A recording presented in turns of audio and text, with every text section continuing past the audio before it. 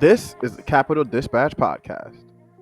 Welcome to the show. Today we are talking about Republicans' dangerous abortion ban policies and how they've led to more dead mothers and babies. But before we even get into it, listen, I'm not gonna lie, there's a lot of stuff in this week's episode that's gonna be hard to listen to. So just putting a trigger warning out there because we're gonna venture into the weeds a little bit. But why are we talking about this in the first place, right? So there's a report from the Capital Dispatch newsroom highlighting an in-depth study from ProPublica that focused primarily on Texas's abortion ban, and the numbers coming out of there are pretty depressing. So basically, one of the larger issues that they've been dealing with in the wake of their policy that's pretty much a total abortion ban is rising sepsis rates after pregnancy loss in the second trimester. So now sepsis is a potentially fatal condition, and it comes after a patient experiences an infection and can cause serious inflammation, organ damage, or the person can just go into septic shock. Now, ProPublica reported that the highest increases of sepsis were among pregnant women whose fetuses were not confirmed dead upon arrival at the hospital. And that's because, specifically in Texas, their abortion ban is so strict. Reportedly, doctors sometimes delay care to a mother if their fetus still has a heartbeat, as anyone providing an abortion could receive a sentence of up to 99 years in prison. And this bass-backward policy has caused a lot of preventable pain and death. In 2021, 67 patients who lost pregnancies in the second trimester were diagnosed with sepsis. By 2023, that number jumped to 99. And the publication indicated that their figures actually represent an undercount. ProPublica even reported on a heartbreaking case of a woman who was forced to wait 40 hours while she carried a dying fetus. Her name was Gisele Barnica, and after the doctors waited until the fetus no longer had a heartbeat to then induce labor, she suffered a miscarriage and she died. And sadly, we knew this was gonna happen.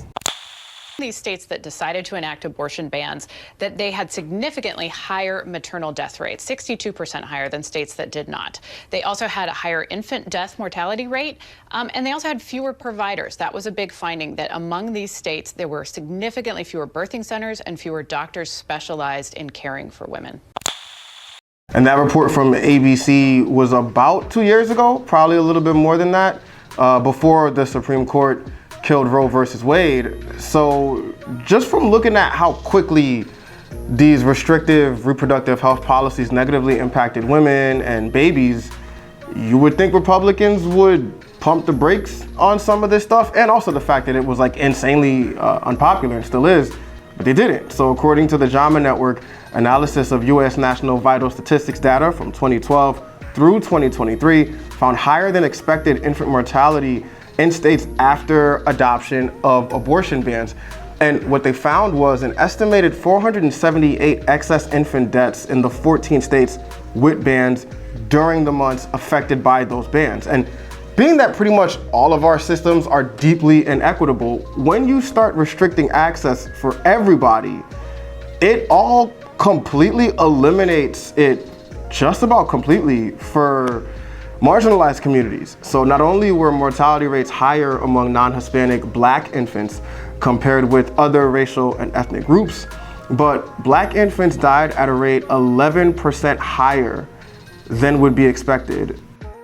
And Suzanne Bell, the assistant professor in the Bloomberg School's Department of Population, Family, and Reproductive Health, said of these findings, importantly, we find the effects of these abortion bans are not uniformly felt, with the largest estimated impacts on fertility among populations experiencing the greatest structural disadvantages and in states with among the worst maternal and child health outcomes. And what's wild is not too long ago, Texas arrested and charged a midwife under their basically total abortion ban.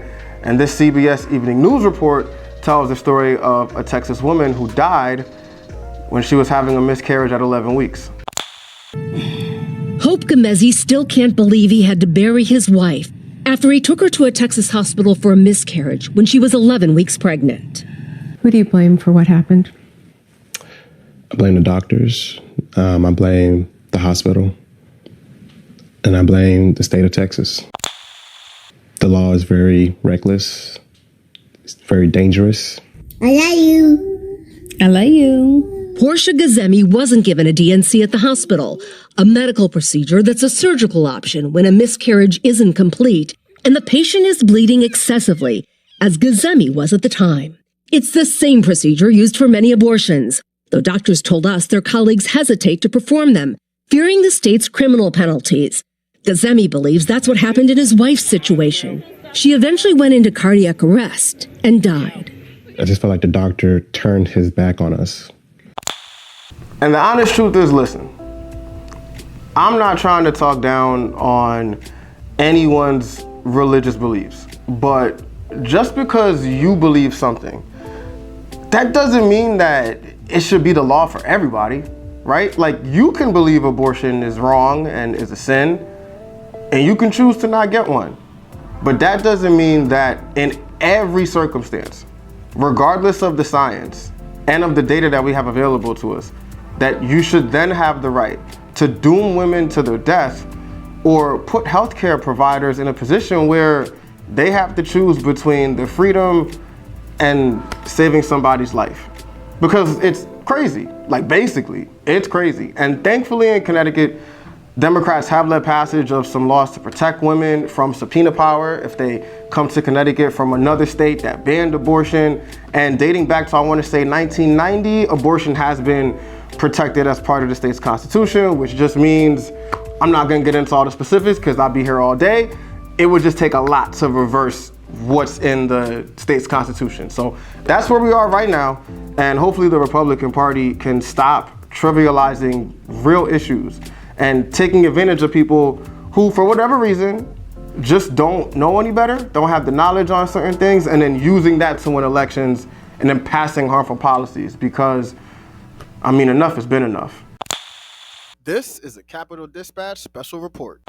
In Bridgeport, local legislators and law officials gathered to highlight a bill aimed at protecting residents with autism. So we're going to be giving our officers better tools and equip them with the knowledge, skills, and abilities they need to be even more effective. House Bill 7202 will establish requirements for curriculum for police officers, training concerning interactions with people who have mental or physical disabilities.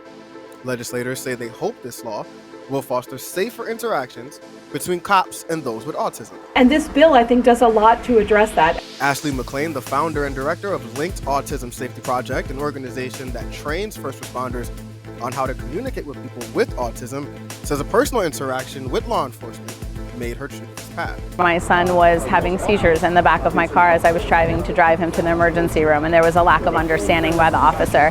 And not that he was necessarily doing anything wrong, but he didn't understand. She says her hope is this bill serves as a model to get more people talking about ways to make the state more inclusive of people with autism. The more we can have conversations, the more we can have interactions with first responders and the autism community, the better it is for each party involved. In Bridgeport for Capitol Dispatch News, I'm Henry Chisholm. Thanks for watching. We'll see you next week.